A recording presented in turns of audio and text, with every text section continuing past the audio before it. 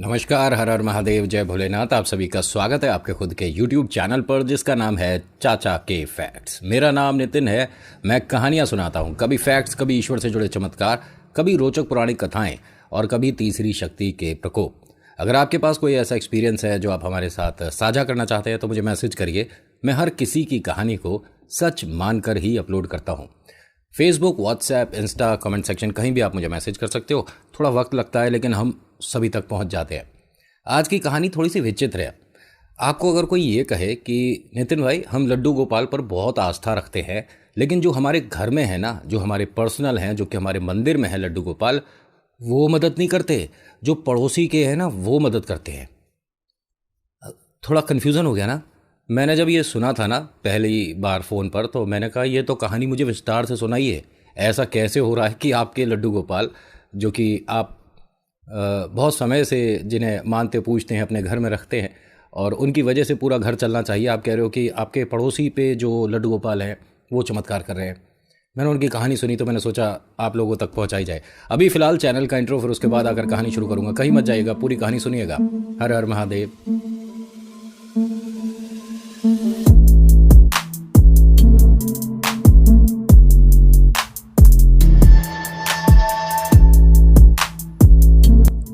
कहानी शुरू करने से पहले हर बार की तरह मेरी वही रिक्वेस्ट है कि अगर कहानी पसंद आती है तो प्लीज़ लाइक करिएगा, शेयर करिए और हाँ, कमेंट में लिखिएगा जय श्री लड्डू गोपाल जी महाराज, आपका नाम, आपकी जगह, कहाँ से आप ये वीडियो देख रहे हो।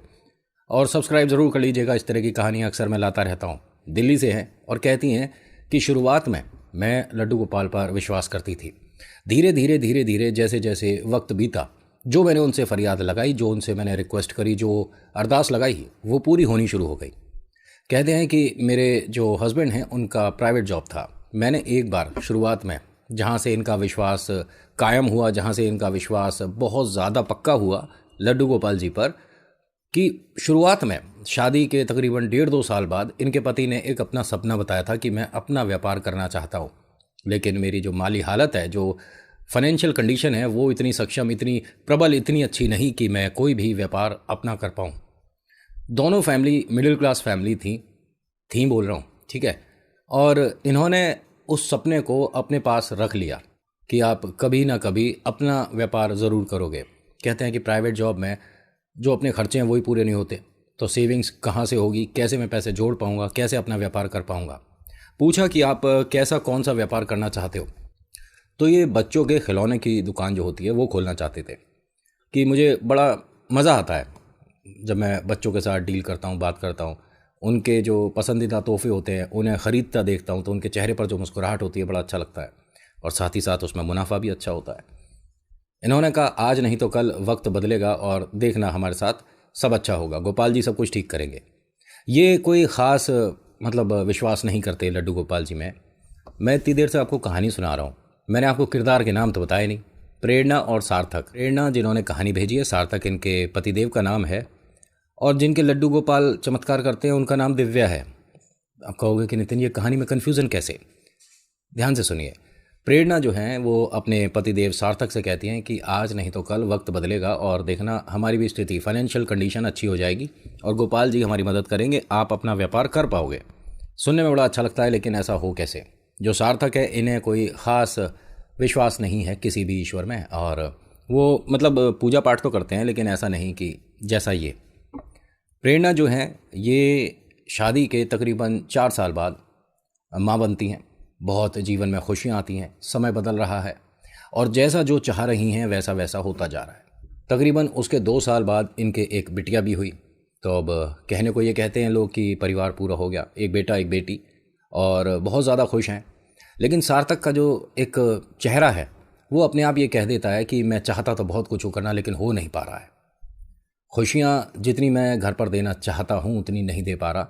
और इन वक्त में, ये जो वक्त बीता जिसमें इनके घर में 2 खुशियाँ आई हैं, ये 8 बार जॉब चेंज कर चुका था। हर बार कहीं ना कहीं कोई ना कोई सिचुएशन ऐसी बनती थी कि जॉब छोड़नी पड़ती थी। कभी इनको दूर की कहीं जॉब मिल रही होती थी तो आने जाने में इतना पैसा खर्च हो जाता है, तो जैसे तैसे करके 3 महीने जॉब करी, फिर छोड़ दिया। और कभी कभी जो बॉस है उसके साथ नहीं बनी, कभी जो क्लाइंट है उनके साथ नहीं बनी, कभी कहीं ना कहीं कुछ भी हो रहा था, लेकिन 8 बार ये नौकरी छोड़ चुका था। अब होता क्या है कि गोपाल जी से इन्होंने एक अरदास लगाई कि गोपाल जी, जो मेरे पतिदेव हैं सार्थक जी, ये अपना व्यापार करना चाहते हैं और इस साल ये अपना व्यापार शुरू कर दें। कैसे होगा मुझे नहीं पता। तकरीबन 2 महीने बीते, कोई भी ऐसा चमत्कार नहीं हुआ। इनके पड़ोस में एक इनकी मित्र रहती है, उसका नाम दिव्या। उसके घर उनके बच्चे का जन्मदिन था, लेकिन हर बार वो क्या करते थे कि जन्मदिन से पहले लड्डू गोपाल के भजन कीर्तन होते थे, एक तरह का जागरण जिसे कहते हैं वो होता था। और गोपाल जी को बहुत अच्छी अच्छी पोशाकें भेंट होती थी। ये मानो कि गोपाल जी का जन्मदिन पहले बनता था, उनके बच्चे का बाद में। ये कभी भी वहाँ जा नहीं पाती थी। वैसे खुश है, घर से परिवार से सब कुछ खुश है, लेकिन जो पति का चेहरा है वो अपने आप में ये बोल देता है कि मैं नाकाम हो गया, मैं कामयाब नहीं हो पाया, तुम सबको वो खुशियाँ मैं नहीं दे पाया। मेरे घर के अड़ोस पड़ोस के जो आंटी है, जो भाभी हैं, चिटर पिटर चिटर पिटर चिटर पिटर करती हैं, तो उनकी आवाज़ आनी लाजमी है। अगर बीच में आती है तो उसे अवॉइड करेंगे, ठीक है। और ये उनका प्यार है कि मेरे ही गेट पर खड़े होकर बात कर रहे हैं, कोई बात नहीं, अपने ही घर पे कर लेते। खैर, होता क्या है कि दिव्या ने प्रेरणा को भी बुलाया और ये कहा कि इस बार तुम्हें आना ज़रूर है। प्रेरणा पहुंचती है बेमन से, लेकिन सामने जैसे ही लड्डू गोपाल जी को देखा, एकदम चेहरे पर मुस्कुराहट आ गई। यहाँ इसने फिर से अरदास लगा दी और कहती है कि गोपाल जी, वैसे तो जो मेरे घर पर हैं मैं उनसे कहती हूँ, लेकिन चलो मैं तुमसे भी कहकर देखती हूँ, क्या पता चमत्कार तुम कर दो। इन्होंने यही कहा कि मेरे पतिदेव जो हैं अपना व्यापार करना चाहते हैं, किसी भी तरह से कहीं से कोई उम्मीद की किरण दिख नहीं रही है, क्या आप कुछ कर सकते हैं? और अगर हाँ तो तत्काल प्रभाव से काम करिए, मुझे बहुत ज़्यादा ज़रूरत है। पतिदेव के चेहरे पर मुस्कुराहट नहीं आ रही है। अगले दिन, इतनी जल्दी तो वैसे काम नहीं होना चाहिए था, लेकिन हो गया तो अब क्या कर सकते हैं। अगले दिन इनके पतिदेव का कोई बहुत पुराना मित्र था, वो आता है और बोलता है कि मतलब सार्थक से कि यार मैं ना मतलब एक व्यापार करना चाह रहा हूँ, लेकिन उस विषय में मुझे ज़्यादा जानकारी नहीं है, क्या तू मेरे साथ मेरी मदद के लिए जुड़ सकता है? उसने कहा कि किस चीज़ का व्यापार करना चाहता है? तो उसने बताया कि मेरे पास अच्छा बड़ा एक जगह है, शोरूम, जहां हम बना सकते हैं बच्चों के जो खिलौने होते हैं ना, मुझे उसका व्यापार करना है। इतना सुनते ही सार्थक के चेहरे पर मुस्कुराहट आ गई और इस वक्त ये एक नौकरी कर रहे थे ऑलरेडी। प्रेरणा से कहते हैं कि सुन रहे हो ये क्या कह रहे हैं? वो भी मुस्कुराती है और कहती है कि सुन तो मैं रही हूँ, लेकिन आप नौकरी के साथ साथ व्यापार कैसे कर पाएंगे? इनके मित्र ने, जिसका नाम आकाश है, उसने कहा कि जॉब को साइड में रख मेरे भाई, और दोनों व्यापार करेंगे ना। सारी मेहनत तेरी और जो व्यापार में फाइनेंस लगाना है वो मेरा, तेरा तजुर्बा और मेरा पैसा। ये कभी कभी हम जो फिल्मों में देखते हैं या सीरियल्स में देखते हैं तो ऐसा लगता है ना कि हर जो आदमी हमारे साथ काम करेगा पार्टनरशिप में, वो आगे चल के बेईमान हो जाएगा, बेईमानी हो जाएगी, ऐसा होता है ज़्यादातर, अधिकतर। लेकिन ऐसा इनके साथ बिल्कुल भी नहीं था। व्यापार शुरू हुआ भाई साहब, 3 महीने लगे इन्हें सभी सामान को जोड़ने में, इकट्ठा करने में, शोरूम को अच्छे से सजाने में, भरने में। 3 महीने बाद इस व्यापार की जब शुरुआत हुई तो सिर्फ और सिर्फ 6 से 7 महीने के अंदर क्या मतलब इनकी सेल, और क्या गज़ब के कस्टमर कि छोटे मोटे जितने भी दुकानदार थे ना, वो भी इनसे ही सामान लेना शुरू कर चुके थे। अब सार्थक का चेहरा अपने आप में ये बता देता था कि मैं बहुत ज़्यादा खुश हूँ, पैसा अच्छा कमा रहा है। और जो इनका दोस्त है आकाश, ये मानिए कि जितना सार्थक का बनता है उतने वो दे रहा है, और प्रॉफिट में भी हिस्सा है, सब कुछ अच्छा हो रहा है और घर में सभी लोग बहुत खुश हैं। और जो इनके घर, इनके नटखट गोपाल है, इनके बेटा बेटी जो है, वो भी अब पापा का चेहरा देखकर समझ जाते हैं कि पापा आज खुश है, तो वो भी अब खूब समय बिता रहे हैं। सब कुछ अच्छा चल रहा है, एकदम अच्छा चल रहा है। इन्होंने एक छोटी सी रिक्वेस्ट करी लड्डू गोपाल जी से, अपने घर वालों से। वो रिक्वेस्ट ना पूरी नहीं हुई, 1 महीना हो गया, पूरी नहीं हुई। इन्होंने गोपाल जी से रिक्वेस्ट लगाई थी कि मैं पूरे परिवार के साथ, ठीक है, वृंदावन आना चाहती हूँ, पूरी नहीं हुई। पड़ोस के घर कुछ सामान देने जाना था, गिफ्ट देने जाना था। जब गिफ्ट दे रही थी तो वो सामने लड्डू गोपाल जी दिख गए मंदिर में, हाथ जोड़ा उनके सामने और यही फरियाद, यही अरदास दोबारा से लगा दी। अगले हफ्ते का प्लान बन गया इनका। अब इनके मन में धीरे धीरे ये बात पक्की होती जा रही है कि इनके घर में जो लड्डू गोपाल जी हैं, जो दिव्या के पास लड्डू गोपाल जी हैं, ये कोई चमत्कारी हैं। मैंने अपने पति के जॉब बिजनेस के बारे में बोला था, चमत्कार हो गया। मेरे घर वाले क्यों नहीं सुन रहे? अब ये घर पर आती हैं लड्डू गोपाल जी से लड्डू गोपाल जी की शिकायत करने। क्यों भाई, तुम मेरे बाल गोपाल हो, तुम्हें अपनी मम्मा की बात सुननी चाहिए हैं। तुम लल्ला मेरे हो और बराबर वाला लल्ला मेरी बात सुनना। जे का बात हो रही है, ये तो गलत है ना भाई। तुम्हारे लिए नई नई पोशाकें बनाती हूँ मैं, तुम्हें पूरे घर में सबसे पहले भोग लगाती हूँ मैं, तुम्हारा हर हर बात का मैं ध्यान रखती हूँ और तुम मेरी बात का ही ध्यान नहीं रखते। ऐसा कैसे हो रहा है? चलो यहाँ तो अब माँ ने थोड़ी सी शिकायत करी और उसके बाद ये बात आई गई सी हो गई। एक बार की बात है, इन्होंने सार्थक जी ने बताया कि व्यापार में थोड़ा उतार चढ़ाव चल रहा है। जो सामने एक शोरूम खुलने वाला है, वो सुनने में आ रहा है कि हमसे बड़ा और हमसे आलीशान खुलेगा और उस पर जो दाम होंगे वो कम होंगे, कहीं हमारे व्यापार पर कोई संकट ना आए। इन्होंने कहा कि मैं लड्डू गोपाल जी से कह दूंगी, गोपाल जी अपने आप ही सब कुछ ठीक कर देंगे। उन्होंने कहा गोपाल जी ने तुम्हारे साथ जो अच्छा किया सो किया, लेकिन जो मेरी बात है तुम शायद सुन नहीं रही। व्यापार में भगवान ईश्वर क्या मदद करेंगे? उन्होंने कहा बिल्कुल करेंगे। तो इन्होंने कहा ये हमारे मंदिर में जो गोपाल जी हैं ये मदद कर देंगे। तो क्या कहती है कि नहीं, ये वाले मदद नहीं करेंगे। सार्थक कहता है ये वाले मदद नहीं करेंगे, तो कौन से वाले मदद करेंगे? कहती है जो दिव्या है ना, हमारे पड़ोस में जो रहती है, उसके पास चमत्कारी लड्डू गोपाल जी हैं, उनसे जो कहते हैं ना वो काम हो जाता है। यह हंसने लगा और कहता है कि ठीक है, फिर जो चमत्कारी लड्डू गोपाल जी हैं ना दिव्या के घर में, उनसे जाकर तुम एक बार अर्जी लगा दो। इसने कहा बिल्कुल चाहूँगी।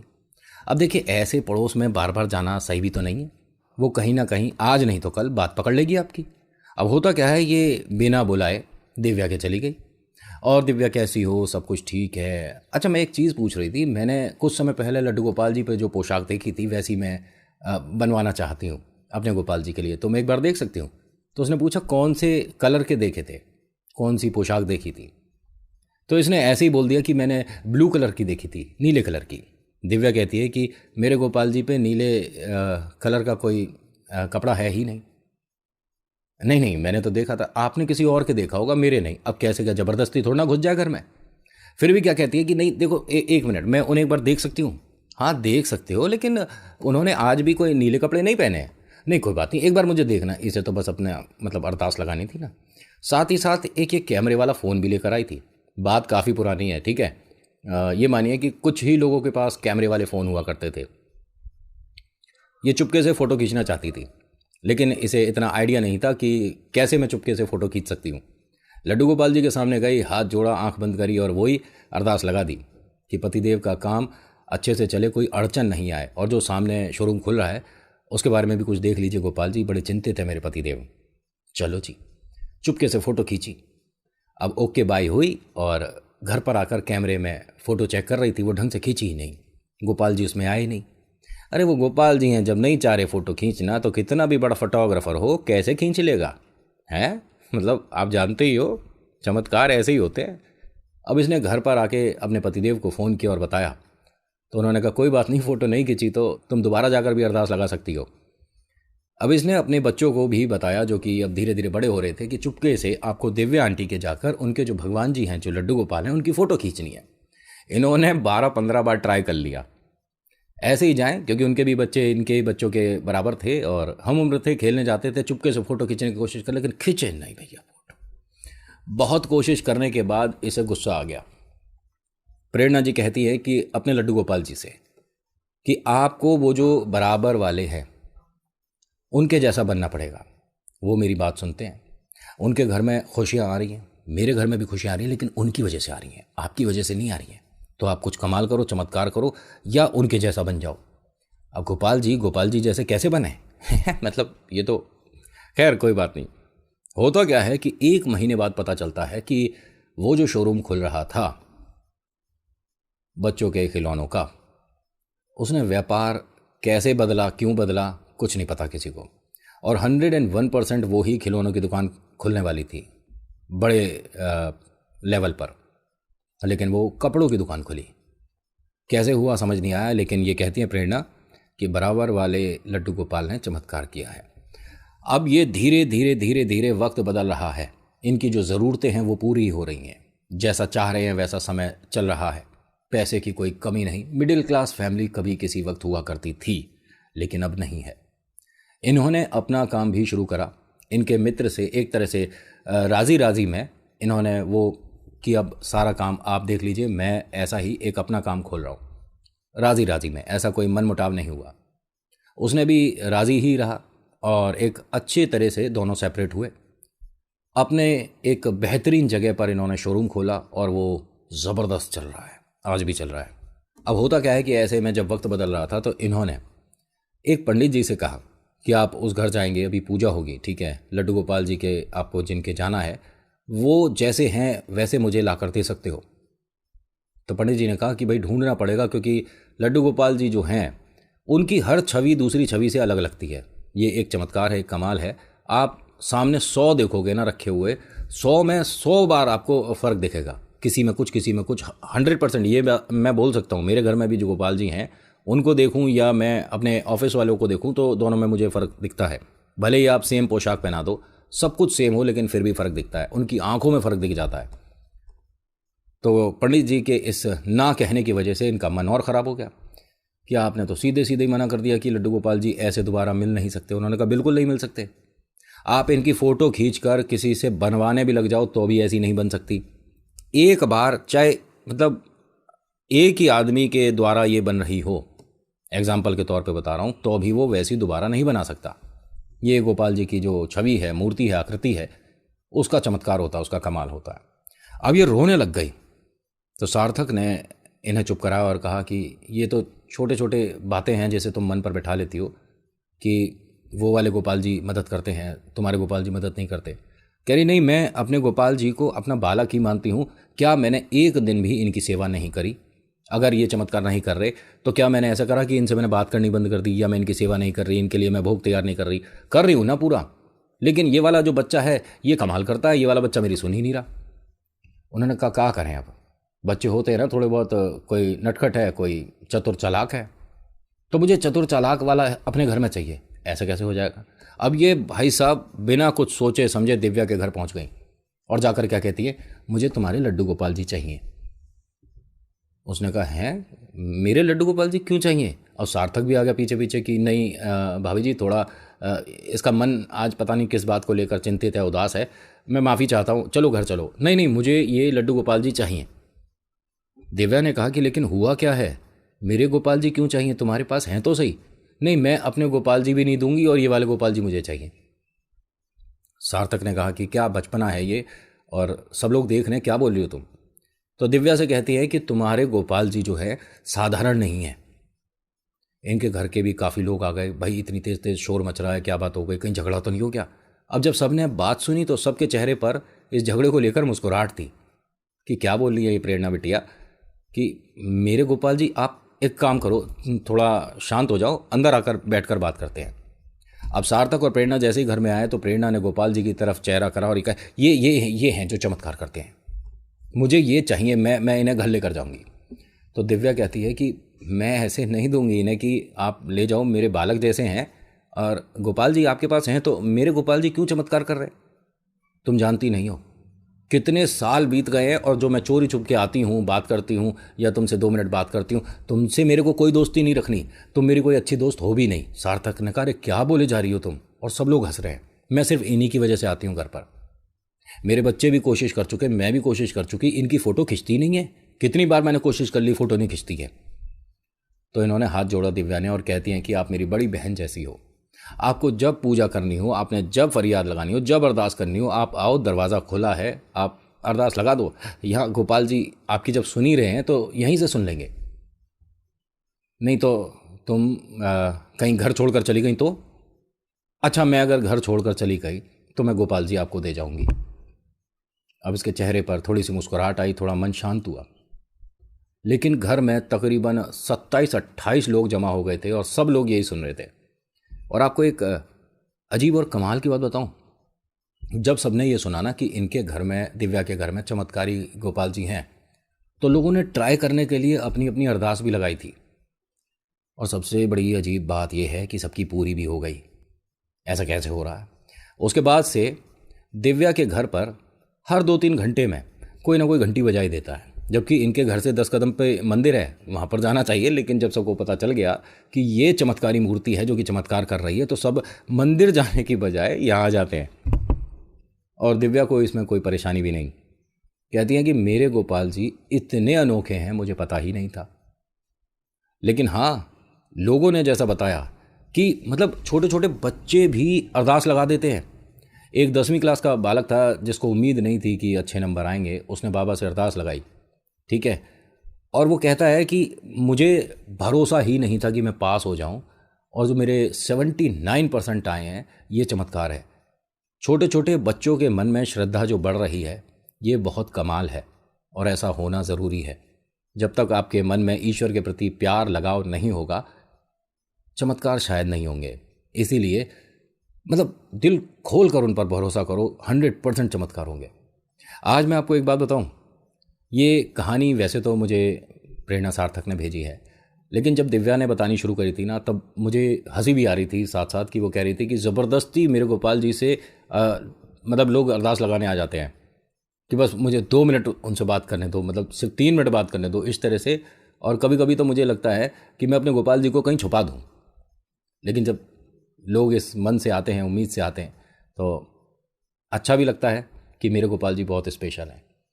और एक बड़ी बात कि इन्होंने आज तक किसी की भी कोई दी भेंट स्वीकार नहीं करी है कि गोपाल जी के लिए हम अपनी तरफ से पोशाक लाएं। सबको मना कर रखा है कि कोई भी भोग नहीं लगाएगा, जो मेरा बालक है उसे मैं ही खिलाऊंगी, मैं ही पहनाऊंगी। आपकी पोशाकें आप अपने गोपाल जी को दो, अपने गोपाल जी को, अपने ईश्वर को खाना खिलाओ, भोग लगाओ। मेरे बालक के लिए कोई कुछ नहीं लाएगा। सबकी अपनी अपनी स्टाइल है, क्या कर सकते हैं। तो बस आज की कहानी इतनी थी। आपको कैसी लगी मुझे बताइएगा ज़रूर। मुझे बेहद पसंद आई और मुझे अच्छा लगा सुनकर, जानकर कि हाँ, हमारे वाले गोपाल जी तो हमारी नहीं सुनने, हमारे पड़ोस वाले गोपाल जी हमारी सारी बातें सुनते हैं। So thank you so much for watching. मेरा नाम नितिन है। मुलाकात करूँगा आपसे एक अगली वीडियो में। हर हर महादेव, जय भोलेनाथ, धन्यवाद।